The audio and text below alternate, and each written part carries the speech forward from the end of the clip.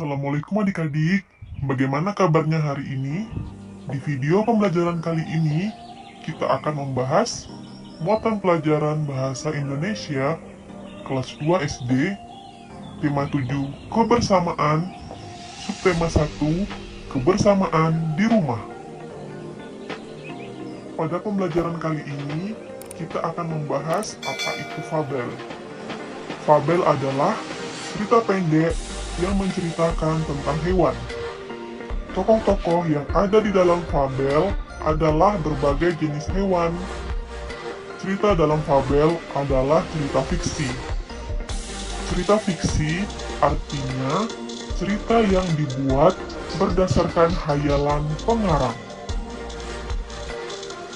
Ciri-ciri fabel. Fabel disebut juga dongeng tentang hewan. Berikut adalah ciri-ciri fabel. Pertama, menggunakan hewan sebagai tokoh cerita. Kedua, tokoh hewan memiliki karakter dan sifat seperti manusia. Ketiga, memiliki alur cerita. Keempat, memiliki pesan-pesan kebaikan di dalam ceritanya. Peristiwa penting dalam fabel. Fabel merupakan cerita yang tokohnya diperankan oleh hewan. Hewan yang diceritakan di dalam fabel umumnya memiliki sifat seperti manusia. Masih ingatkah kamu fabel Tupai dan Kura-Kura? Di dalam fabel tersebut terdapat peristiwa-peristiwa penting. Tupai dan Kura-Kura. Di tepi hutan, hiduplah seekor tupai dan kura-kura. Menurut tupai, kura-kura adalah hewan paling lambat. Tupai juga tidak menyukai sifat kura-kura yang terlalu sering menasihatinya. Suatu hari, tupai pergi mencari makanan. Ia melihat ada pohon apel. Di bawah pohon apel tersebut, terdapat kolam. Tanpa ragu, tupai berlari dan memanjat pohon apel tersebut. Hai tupai, hati-hati saat memetik apel. Kolam ini cukup dalam. Kalau kamu terjatuh, kamu bisa tenggelam. Kura-kura memberi saran. Iya, aku sudah tahu, ucap tupai. Tupai merasa kesal karena dinasihati oleh kura-kura. Tupai mengambil banyak apel dari pohon sehingga tanggannya penuh. Tupai kesulitan saat hendak turun. Tiba-tiba Tupai terpeleset. Buah apel yang dibawanya jatuh. Aduh, apel-apelku jatuh ke dalam kolam, ucap Tupai sambil menangis. Sudahlah Tupai, jangan menangis. Tadi aku sudah mengingatkanmu untuk hati-hati. Sekarang, berhentilah menangis dan cepat turun dari pohon, ucap kura-kura menasihati Tupai. Walaupun sedih, Tupai menuruti nasihat kura-kura. Setelah tiba di bawah pohon, kura-kura menghampiri Tupai dan berkata, "Ini apel-apelmu, Tupai. Tadi aku mengambilnya saat terjatuh di kolam. Sekarang, kamu jangan sedih lagi ya," ucap kura-kura. "Kura-kura, terima kasih.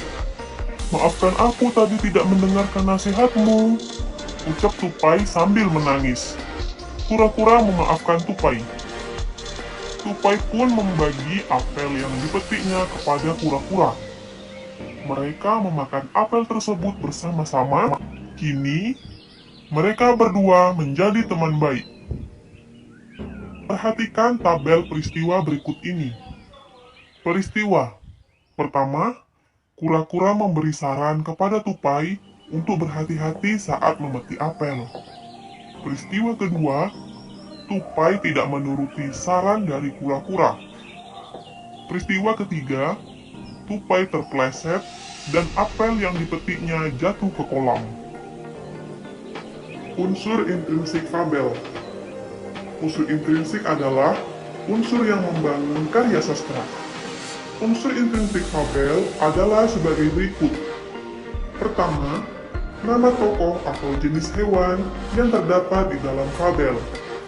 Kedua, sifat setiap tokoh. Ketiga, peristiwa penting yang terjadi di dalam fabel. Dan yang keempat, pesan atau nasihat yang ingin disampaikan oleh fabel kepada pembaca. Isi fabel. Fabel merupakan cerita fiksi atau khayal. Namun, fabel berbeda dengan cerita fiksi lainnya. Tokoh dalam fabel adalah hewan. Oleh karena itu, fabel disebut juga sebagai dongeng hewan. Pada fabel, terdapat informasi yang disampaikan. Keenam, menemukan isi fabel. Untuk mengetahui isi fabel, kita harus mengetahui tokoh dalam fabel dan peristiwa yang terjadi. Oleh karena itu, lakukanlah hal-hal berikut. Pertama, baca seluruh isi fabel dengan sungguh-sungguh. Kedua, catat nama-nama tokoh yang ada di dalam fabel. Ketiga, catat juga sifat tokoh dalam fabel. Keempat, perhatikan peristiwa yang terjadi atau yang dialami oleh tokoh. Yang kelima, tuliskan peristiwa tersebut menggunakan bahasamu sendiri. Di video pembelajaran kali ini, kita akan membahas muatan pelajaran PPKN kelas 2 SD, tema 7, kebersamaan, subtema 1, kebersamaan di rumah. Mengenali ciri khas teman di sekolah. Setiap orang memiliki ciri khas. Ciri khas ada yang dapat dilihat secara langsung, yaitu ciri tubuh atau ciri fisik. Misalnya, bentuk rambut, warna kulit, tinggi badan, dan berat tubuh. Ada juga ciri khas yang tidak dapat terlihat secara langsung, yaitu sifat. Misalnya, rajin, jujur, dan rendah hati. Ciri tubuh kita dan teman-teman beragam. Meskipun berbeda, kita tetap dapat berteman dengan rukun karena kita semua makhluk ciptaan Tuhan. Kita dapat menggunakan perbedaan kita untuk kebaikan. Misalnya, untuk membantu teman. Inilah yang membuat indahnya keragaman. Keberagaman warna kesukaan teman di sekolah. Setiap orang memiliki warna kesukaan yang berbeda-beda. Warna kesukaan teman dapat berbeda dengan warna kesukaan kita. Kita harus dapat menghargai warna kesukaan orang lain meskipun berbeda dengan kita. Apakah warna kesukaan adik-adik semua? Keberagaman agama di sekolah. Perhatikan tabel keberagaman agama di Indonesia berikut. Agama Islam, tempat beribadahnya di masjid. Hari raya besarnya adalah Hari Raya Idul Fitri, Hari Raya Idul Adha, Tahun Baru Hijriah, dan Isra Mi'raj. Sedangkan Kristen Protestan, tempat ibadahnya di gereja. Hari besarnya Hari Natal, Hari Jumat Agung, Hari Paskah, dan kenaikan Isa Al-Masih. Katolik, tempat ibadahnya di gereja. Hari besarnya Hari Natal, Hari Jumat Agung, Hari Paskah, dan kenaikan Isa Al-Masih.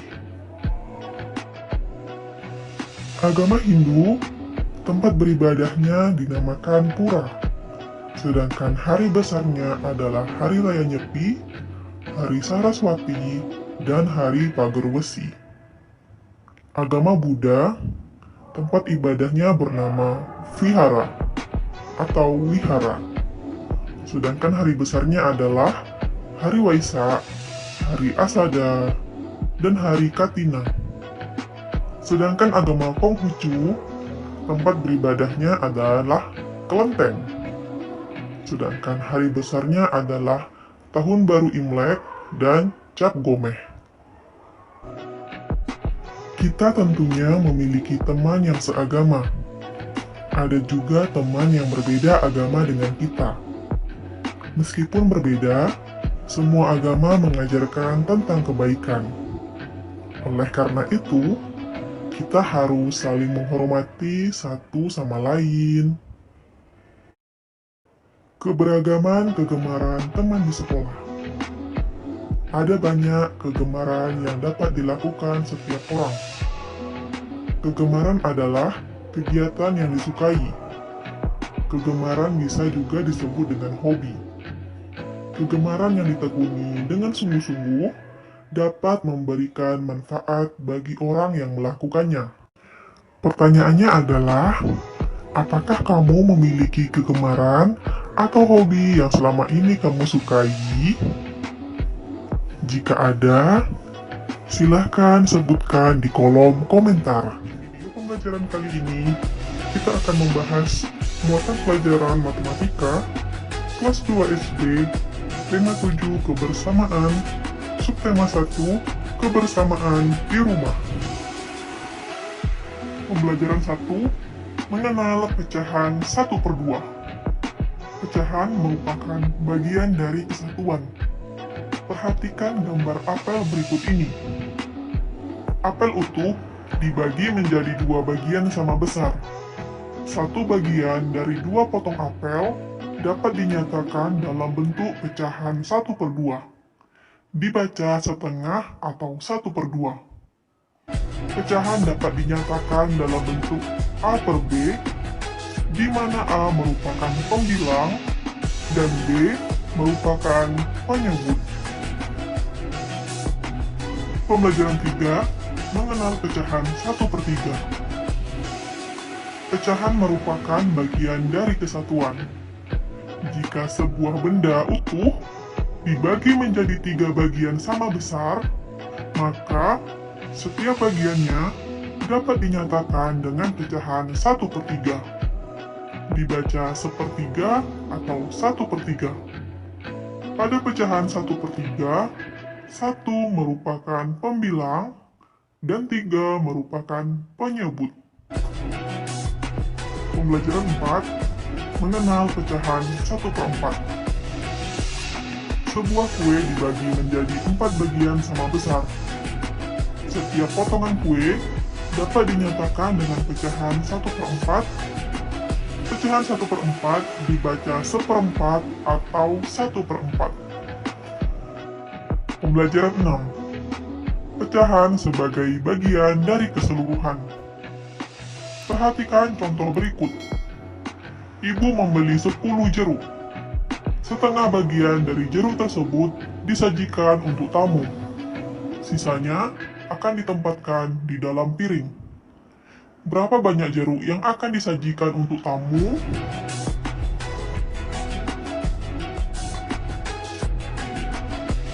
Penyelesaian. Banyak jeruk mula-mula ada 10 buah. Setelahnya, diambil setengah bagian dari 10 jeruk.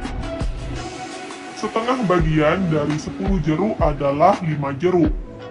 Dapat ditulis, setengah dari 10 jeruk adalah 5 jeruk.